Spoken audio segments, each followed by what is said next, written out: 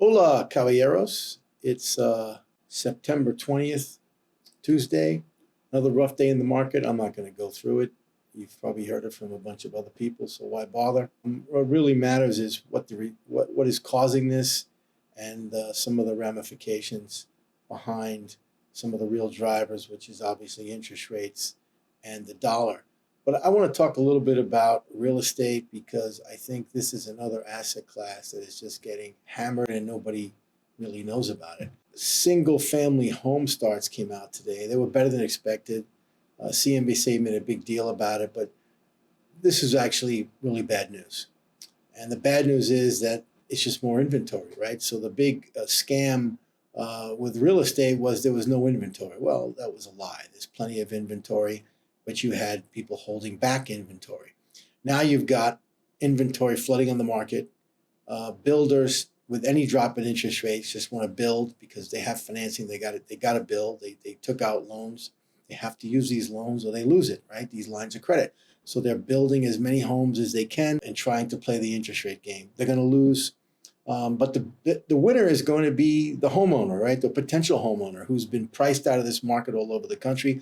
Obviously, if you're listening to this video in New York or Miami or Los Angeles, probably not San Francisco, but yeah, let's say San Francisco, you're probably telling me I'm crazy, but you don't worry. 6 months from now, you're going to see big moves to the downside on New York real estate, Miami. There's no one's going to be immune from this. So this home starts is negative news because it adds to inventory. But there was another really negative news that came out last couple of days was what really matters is single family home prices. There was a drop in August of 22% month on month. I don't know about historical, but that's one of the biggest drops ever. And we continue to see those drops across the board. Look at places like Austin, in Arizona, all of these areas, especially Austin, which was sort of the big market for a while, where you couldn't even, there were lines to get into open houses and there were, 7 or 8, 9 bids. Now there's no bids. This is going to be a multi-year event. Home values are just beginning to fall. Okay, so if you're looking for a home and you're patient, I would wait another couple of years. It's going to take a few years, and that's really because of human nature. People are very quick to raise prices when things are moving, but as prices fall, they are very, very slow to lower prices. So this is a multi-year event. Home prices are just beginning to fall. This move in August is massive, but it's not the end. It's going to continue. We're going to go much lower. The main reason, obviously, is the movement in interest rates, specifically the 30-year mortgage, which is now basically approaching 6%. Again, historically, you have to go back a number of years to see this kind of rate. But you have to really, you can't look at history per se. You have to look at the delta, the massive delta we've seen from the beginning of the year. So in a 6-month period, or let's say 8-month period, we've gone from 3% to 6.5%. That is unprecedented, okay? We're not talking about, whether the rates are back to 2009, 2010 levels. That's not relevant. What's relevant is that rates have gone up so fast and they're not coming down anytime soon. So this is the shock to the system, this kind of unprecedented move. It's a shock to the system. 2-year rates are right now 4%. It's back to 2008. Again, that doesn't matter. What matters is they're up from almost 25 bips late in 2021. So from 25 to 30 bips to 4%. Again, that move, we haven't seen a move like that maybe since the early 80s, but probably another unprecedented move never seen before, a move that quickly for a 2-year rate.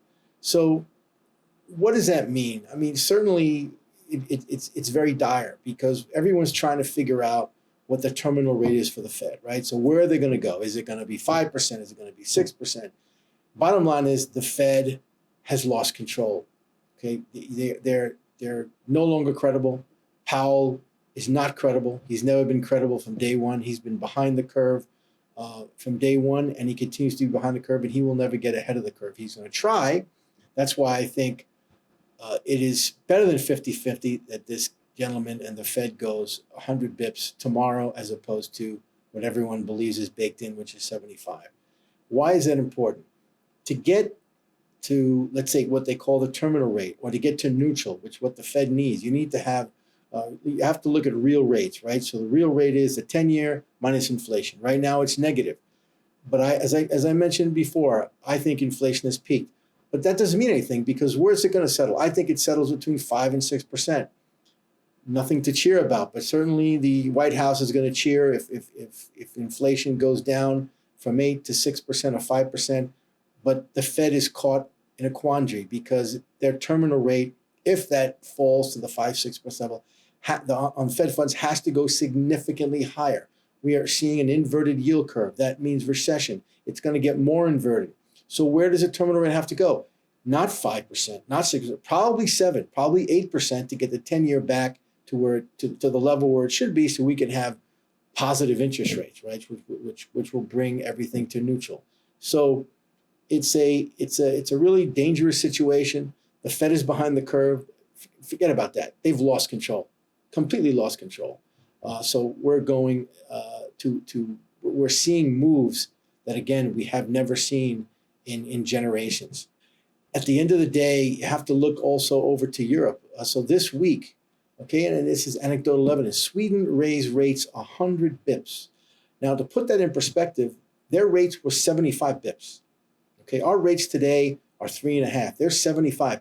They raised 100 basis points. They went from 75 bips to 175 bips in one meeting.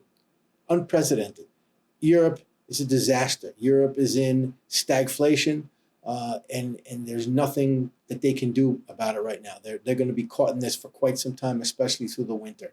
So, this whole idea of the U.S. standing alone and being able to survive and have positive GDP growth, throw that out the window. There's no chance. Let me go back to housing again and the effects on housing. I want to mention one of my favorite things to look at. I call it the canary in a coal mine, a company called Open Door Technology, symbol OPEN. Don't recommend it. Don't want to give any recommendation on it, but you need to watch what's happening.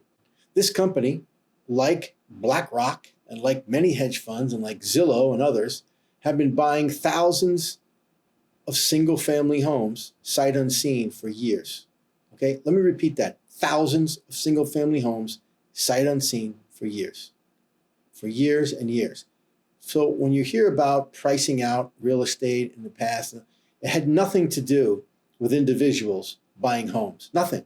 It had to do with BlackRock, Blackstone, Open Door, Zillow, and hundreds of others, including many hedge funds, who were in the business of buying single-family homes and renting them out or trying to flip them. Well, this company, classic, they went public, borrowed tons of money. What they do, they piled it into single-family homes. Well, they're taking a beating right now. I don't want to go into where the stock price is. You can look at it. This company's in big trouble. Watch it very carefully. This is the canary in a coal mine.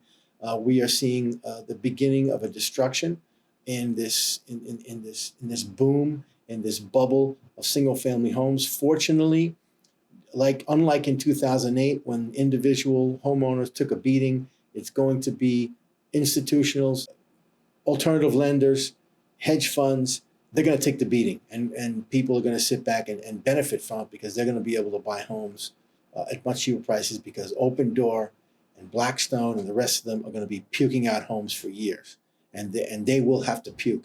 And when institutions puke, they don't care about price. They want liquidity.